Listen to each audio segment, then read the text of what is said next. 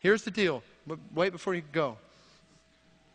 Like to the next page. Just wait a second. Satan cannot deprive God of the glory he is due in heaven.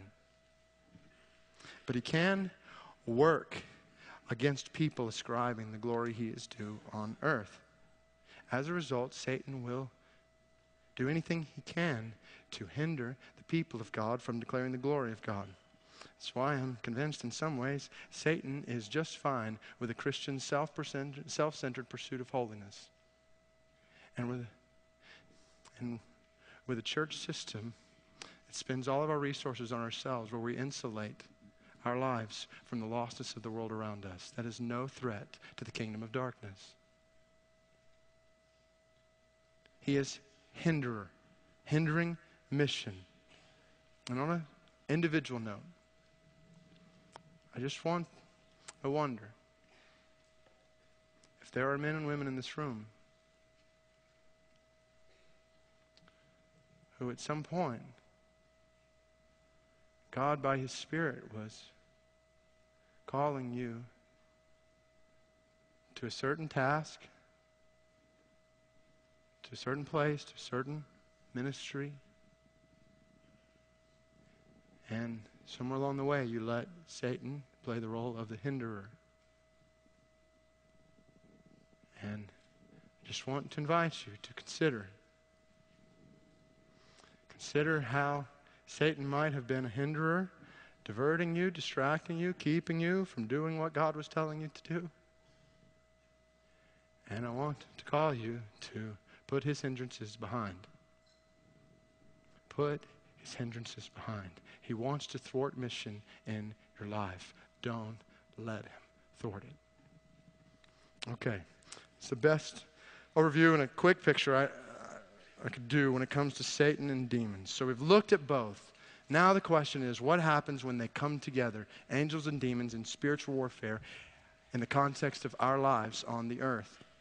We're going to look at 3 different periods of redemptive history. Old Testament, Christ in the Gospels, and then New Testament church. And our challenge is, don't miss this, our challenge is to think about, are there any things that are unique in each of these periods of redemptive history? Are there any things that are distinct or unique in each one? And then, are there any things that are continual and constant through each one?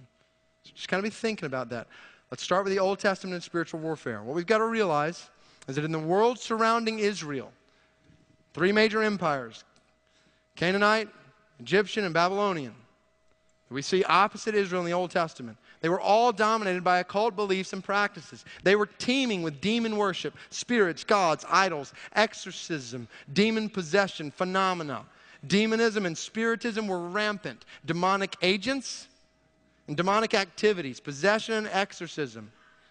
Demonic explanations were prevalent. What I mean by that is that it was common for people to explain away actions or events in those cultures, both good and bad, as a consequence of spirits or gods or demons at work. You needed to have favor with local demons, spirits, or gods in order to appease the evil, receive their blessings.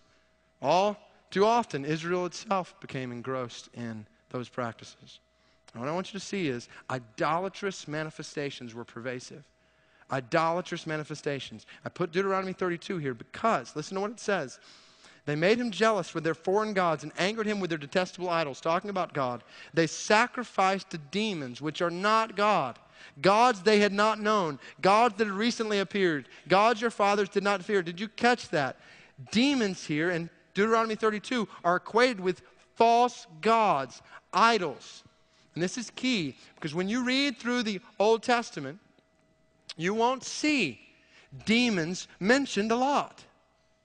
But that doesn't mean that the Old Testament was ignoring spiritual warfare. I want you to see that all of the idolatry and all the false gods that we see all over the place, this is the work of demons. And the Old Testament specifically makes that connection. And so the idolatry in pagan nations and the idolatry that infiltrated the Israelite nation was a picture of demonic worship. Satan and his demons were evident in astrologers, soothsayers, priests, mediums, idolaters in all of these cultures. And the result was moral degradation in these cultures, and the way this influenced Israel. There was sexual perversion through ritual prostitution, Deuteronomy 23, child sacrifice.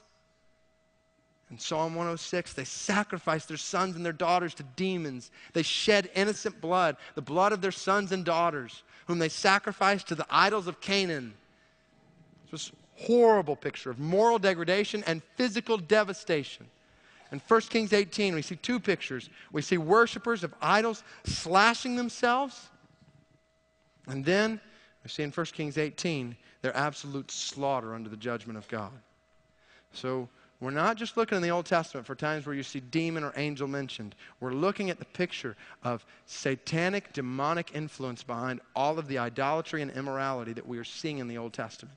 So what I want us to do is I want us to look at, there's 6 texts here. And I want us to think, I'm going to add one more, so we're going to do 7. But I want us to fly through them, but think through these 6 texts. And I want you to turn to them. We're not going to read through the whole passage of every one, but I want you to turn to each one just so you can reference it. Genesis chapter 3.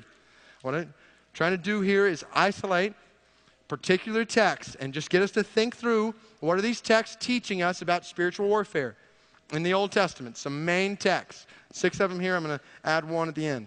So the first is obvious. Genesis chapter 3, verse 1 through 15. And there are a ton of things we could think through in this passage when it comes to spiritual warfare. What I want us to think about, this is just the overview. Obviously, the serpent comes to Eve, tempts Eve, and then that relates to Adam. They eat of the fruit, and then they're guilty before God. They're hiding from God. God comes to them and says, "What is it you've done?" Adam says, "She did it." Eve says, "He made me do it," talking to the serpent. And what we see is God's curse on the serpent, then God's curse on Eve, God's curse on Adam, and in the end of the passage, they are banished from the Garden of Eden. That's the overview of Genesis 3, 1 through 24, really. Now think about the nature of our adversary according to Genesis 3. What the Old Testament is showing us very clear here when it comes to spiritual warfare is that God is creator and Satan is creature. Some of these things are going to seem a little repetitive of what we've seen, but I just want to let these texts speak for themselves. Satan is clearly, undoubtedly, on the creature side of the creator-creature divide. He is a creature. Not only is he created by God, but Satan is subordinate to God. God is sovereign. Satan is subordinate. From the very first picture of spiritual warfare in the Bible, we could not have a clearer, stronger picture of God's sovereign authority and power over Satan and evil. God's sovereign. Satan is subject to God. And this is huge. In the cultic worldviews of the surrounding nations, demons and evil forces had equal, independent power. That's the way most people think about good and evil. Warring, equal, independent forces. It's kind of a Star Wars thing. Going at one another. Good and evil fighting. That's not the case in the biblical worldview. Here, evil spirits, the devil himself is radically subordinate to God. This is not dualism. This is domination. This is not dueling powers in Genesis 3. This is God dominating Satan. Satan is accountable to God, and Satan is cursed by God. So that's the nature of our adversary. God creator, Satan creature. His characteristics, think about what Genesis 3 teaches us. He can speak. He is smart. He is no fool. He's cunning. He knows right where to attack. He attacks Eve, not Adam, because Eve indirectly had heard this command from God through Adam. He starts with what seems like an innocent question. Uses what seems like that's not a big deal to go down a slippery slope. Promising blessing. The evil one is promising good to Eve. Don't believe it, Eve. Don't believe it, brother or sister, when he promises good to you. Don't believe him. He's smart. He's not going to confront you. Not going to come and say, "Hi, I'm Satan, follow me." He's going to entice you and lead you toward that which he is claiming is good. He'll use all kinds of different means on your college campus or in your workplace, or in your neighborhood, or on your TV, or on the internet. In your friendships. If you knew it was Satan, you'd be a lot less inclined to say yes, right? He maligns God's character. We've seen this before. He switches from Lord God, a name that mentions the goodness and the greatness of God, and just refers to God.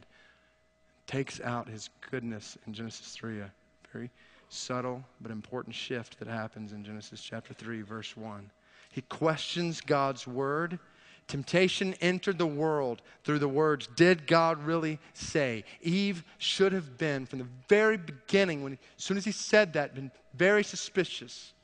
She should have been suspicious when a snake started talking to her. But even beyond that, first things he says, did God really say this? And this is exactly what he is doing, the adversary is doing across our culture. God really say that? The really truth? Bible? I mean, come on. God really say these things? And he has an intent. Satan is a malicious liar and murderer. This is the picture of the adversary from the beginning. He is lying and aiming for murder. And that's the nature of our adversary. Now what about our warfare? And in Genesis 3, we realize the dominant question in spiritual warfare is simply this. Who will rule our hearts? Satan going to rule your heart, or is God going to rule your heart? See spiritual warfare for what it is. It is a battle for your heart. Who are you going to give your heart to? Whose voice are you going to listen to? Who will we trust and obey? Just let this soak in for a sec. The thought that I have chosen to let Satan rule my heart instead of God. That I have chosen to listen to his voice, Satan's voice, instead of God's. That in my sin, I have chosen to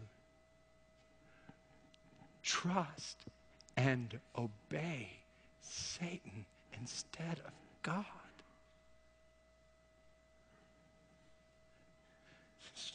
See sin for the filth and the wickedness that it is. Don't trust him. Don't obey him. Don't listen to him. Don't let him rule your heart. This is the nature of our warfare. See the consequences of our defeat. The result of sin is temporal suffering. Both man and woman are cursed, banished from the garden. Temporal suffering. The penalty of sin is eternal death, blocked from the tree of life. Mark it down, brothers and sisters. Mark it down. Those who listen to the serpent's voice will feel the serpent's fangs. God, help us to feel the horror of Genesis 3. Now, there's a beautiful promise in the middle of it. So I don't want to leave it all with bad news. There's a beautiful promise in the middle of it that we're going to come back to. Deliverance is coming, God says.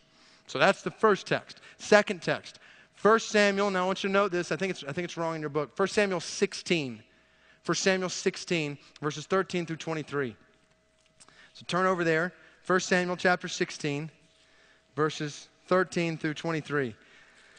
Trying to figure out how we can go through this without reading every single one of these passages. That one was familiar to you. This one is a little bit different. Listen to what happens. I'll read the beginning here. This happens right after Samuel is anointed. Samuel anoints David as soon coming king over Israel. And in contrast to the Spirit of the Lord on David, which is what verse 13 talks about, verse 14 talks about an evil spirit that begins to torment Saul. Listen to verse 14. Now the Spirit of the Lord had departed from Saul, and an evil spirit from the Lord tormented him.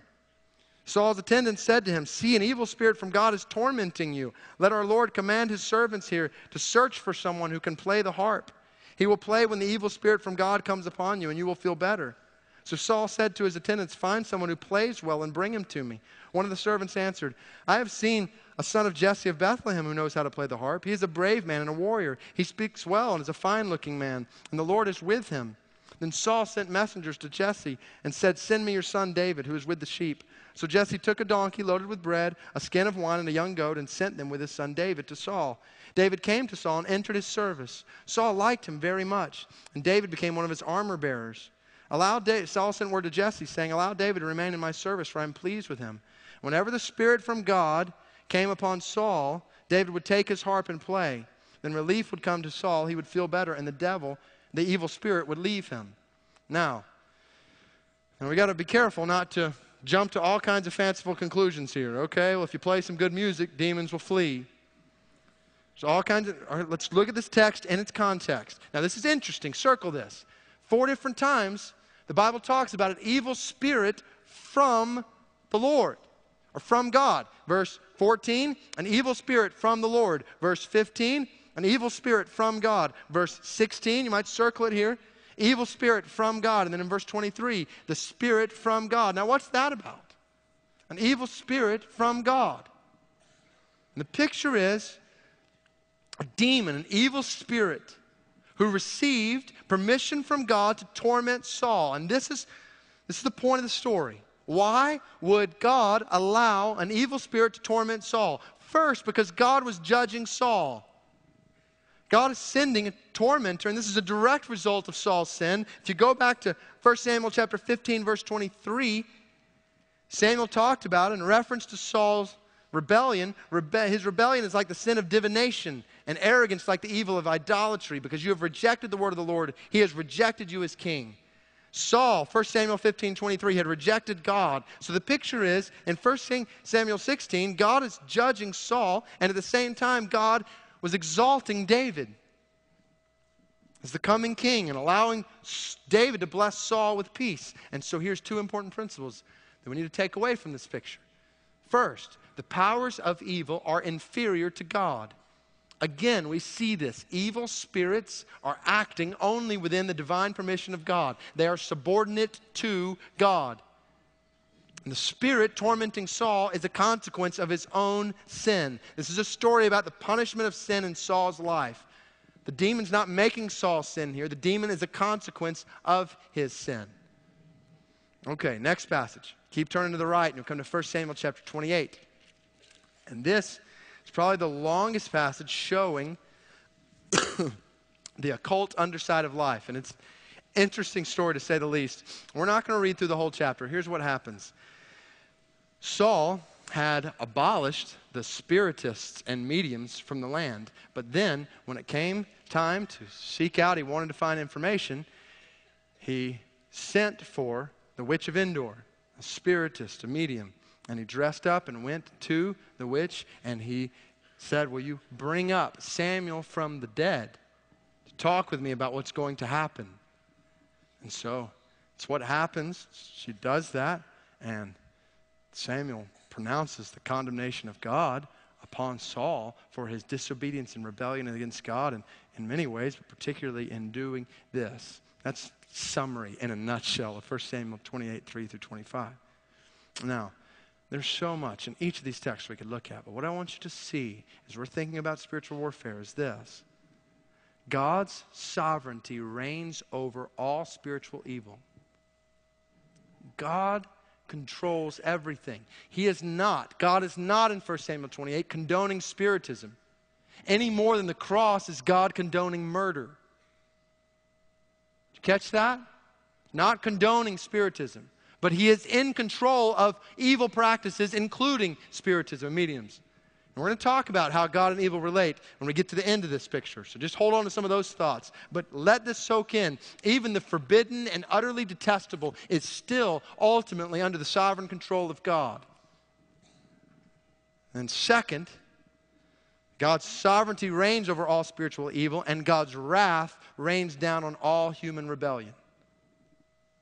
And what we find out is the Lord killed Saul for rebelling against him and consulting this medium. First Chronicles 10, Saul died because he was unfaithful to the Lord. He did not keep the word of the Lord and even consulted a medium for guidance and did not inquire of the Lord. So the Lord put him to death and turned the kingdom over to David, son of Jesse.